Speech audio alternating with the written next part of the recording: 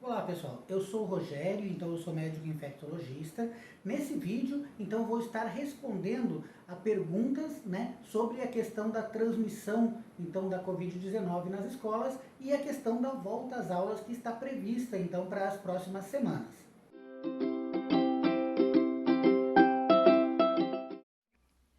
A Kátia Regina está nos perguntando, então, se o retorno às aulas será normal. Então, de maneira geral, as escolas vão estar trabalhando com, ao mesmo tempo, turmas pequenas, então turmas menores, que vão ficar com um distanciamento maior, e com turmas virtuais, então turmas que vão continuar trabalhando então em casa. A grande maioria das escolas vai continuar trabalhando assim, então não vai ser da mesma forma que é habitual. A Suelen está nos colocando, então, que o seu filho eventualmente estaria dentro de um dos grupos de risco, que seriam pessoas que têm doenças pulmonares crônicas.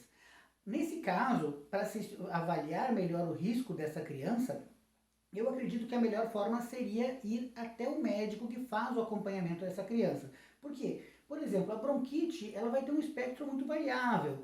Vai ter crianças que precisam ficar tomando corticoide, que precisam usar continuamente broncodilatador e que têm realmente quadros mais graves quando fazem uma infecção viral no pulmão. E tem outras crianças que fazem crises esporádicas de bronquite e que eventualmente essa bronquite não é uma asma grave. Então, nesse caso, seriam crianças ainda de baixo risco.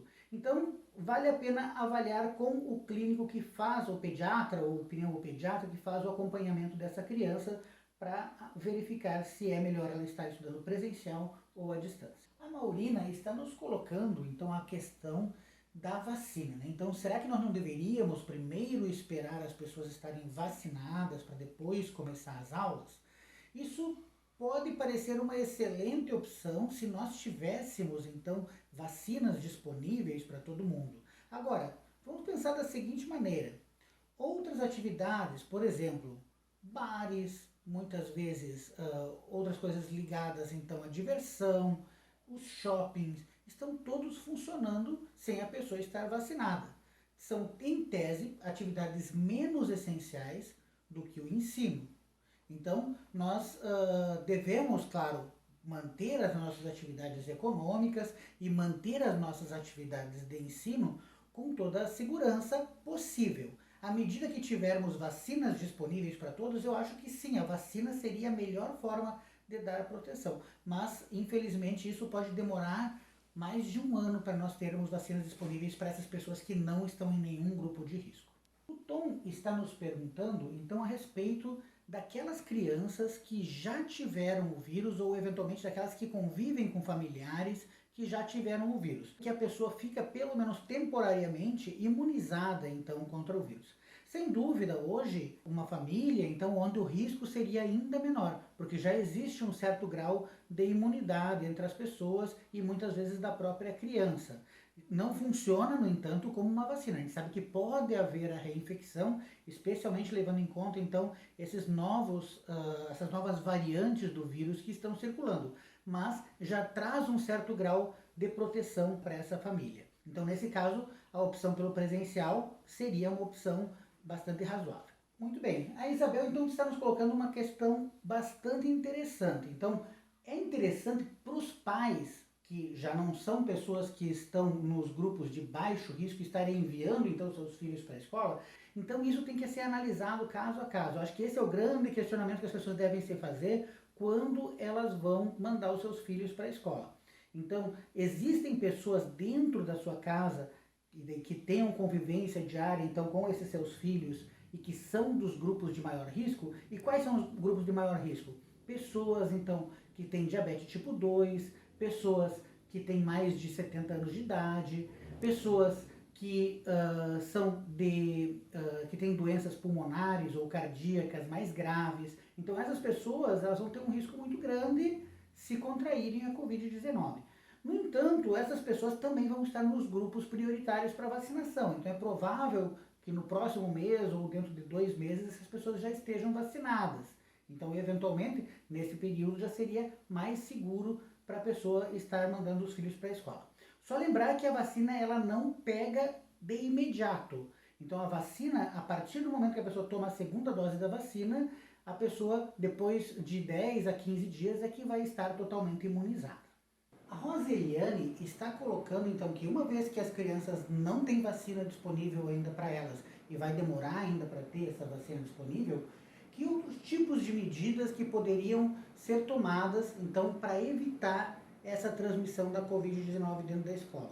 O que você pode fazer para otimizar então essa tarefa, que é uma tarefa dura da escola, então de manter as crianças com as máscaras, de manter então esse distanciamento durante o período, especialmente o período das refeições, né, que a pessoa faz dentro da escola. Então, uma coisa que eu colocaria é assim, o material escolar, para evitar compartilhamentos e outras coisas, ele deve ser relativamente mais completo. Então você deve prestar bastante atenção no material que é exigido pela escola e mandar o material completo para o seu filho. Porque se você tiver, por mandar o filho para a escola sem a borracha, ele vai pegar a borracha emprestada de alguém. É uma tendência que existe. Né? O outro ponto seria a questão do lanche, um lanche que seja um pouco mais difícil de compartilhar. Então, em vez de mandar bolachas, por exemplo, que são várias, assim a pessoa pode trocar com outra pessoa, mandar uma coisa mais inteira que seja mais difícil da pessoa pensar em compartilhar com outras pessoas, porque esse pegar e dar para outra pessoa traz um risco de transmissão. O outro ponto é colocar o lanche e os materiais em algum local que seja fácil de higienizar. Então, por exemplo, quando vai usar uma mochila ou alguma coisa assim, tem que ser uma mochila que seja muito fácil de higienizar, que seja impermeável, que não tenha muitos detalhes, né? A mesma coisa em relação aos materiais, então materiais mais simples, que sejam fáceis de você estar higienizando, vão facilitar para a pessoa não estar contraindo a Covid-19.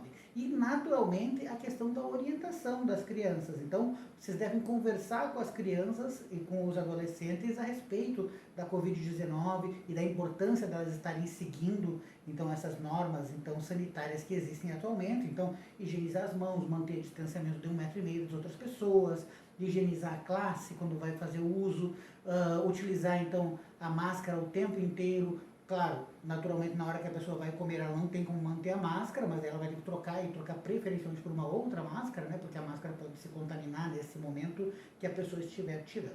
Muito bem, a Patrícia está nos fazendo uma pergunta, então, será que hoje nós temos segurança sanitária suficiente para estarmos retomando as aulas dentro de um nível de normalidade? Não, sem dúvida não temos. Então não temos segurança sanitária para ir no mercado, não temos segurança sanitária para ir no hospital. É um risco, mas o importante é que seja um risco controlado, um risco que seja o menor possível. Então existe um risco, mas agora como que você mitiga, como você diminui esse risco? Tendo um plano de como você vai evitar o contato excessivo entre as pessoas, como você vai manter então abastecida a questão do álcool para a higienização das mãos, as máscaras para as crianças. Então tudo isso, esse planejamento é que vai diminuir esse risco sanitário. Mas naturalmente que esse risco nunca vai ser zero, a não ser que todas as pessoas estivessem vacinadas. A Sinara está nos colocando então aquele questionamento quanto à educação infantil, né? Então a educação infantil se refere àquelas crianças muito pequenas, então que não têm tanto discernimento e que tem um risco então maior, então eventualmente de não estar seguindo aquelas normas sanitárias, porque justamente elas estão naquela fase em que elas não têm tanta concentração então para seguir esse tipo de coisa. Quanto menor a criança, menor é o risco dela estar fazendo uma doença mais grave e menor a transmissibilidade dessa criança também. Então, no caso da Covid, diferente do vírus influenza, as crianças não parecem ser um veículo tão importante de transmissão quanto são então, as outras doenças respiratórias. Então, proibir a educação infantil, eu não acho que é uma estratégia muito boa, mas fiscalizar e se ter metodologias para se ter uma educação infantil com o menor risco possível, eu acho que aí é uma estratégia que é mais apropriada. Bem, essa pergunta então que a Mary está nos fazendo, devemos ou não deixar nossos filhos ir à escola? Então acho que é a pergunta que mais importa para todo mundo hoje, né? Então, se fosse eu que sou um especialista no assunto, em termos de transmissão do coronavírus, será que eu mandaria minhas filhas para a escola? Teve gente que fez perguntas semelhantes a essa. Então, o que eu acho? A pessoa tem que colocar na balança, ela tem que ver como que o seu filho está indo dentro da aula online, eventualmente pode ter crianças que estão desempenhando muito bem na aula online e você tem lá um idoso em casa que corre um risco de fazer uma doença grave. Nesse caso não deve mandar. Melhor ficar fazendo aula online se a escola estiver lhe oferecendo essa opção. Agora, eventualmente você tem lá uma criança que já está começando a ficar deprimida, tentando ficar em casa, já está mais ansiosa, que não está conseguindo acompanhar, não está conseguindo ver bem as aulas, especialmente naquela fase então que a criança está sendo alfabetizada e que a criança está aprendendo as bases da matemática, que são mais importantes, então que não tem como depois voltar atrás nesse tipo de aprendizado. Daí você deve botar na balança qual é o risco e qual é o benefício que essa criança vai estar tendo indo para a escola. Naturalmente, o convívio social é uma coisa muito importante, então, para as crianças, mas a gente deve lembrar que esse convívio social, pelo menos durante esse ano, não vai ser exatamente o mesmo convívio social e é importante a gente conscientizar as nossas crianças disso. Nas escolas vai estar cheio de regras, essas regras vão manter esse distanciamento que a gente está vendo na TV, que a gente está vendo nas outras atividades, né? Então é importante que as crianças estejam bastante cientes disso, se elas voltarem para a escola. Então, gostou desse vídeo? Então, se você gostou, dê o like e mantenha-se acompanhando então esses nossos conteúdos das redes sociais.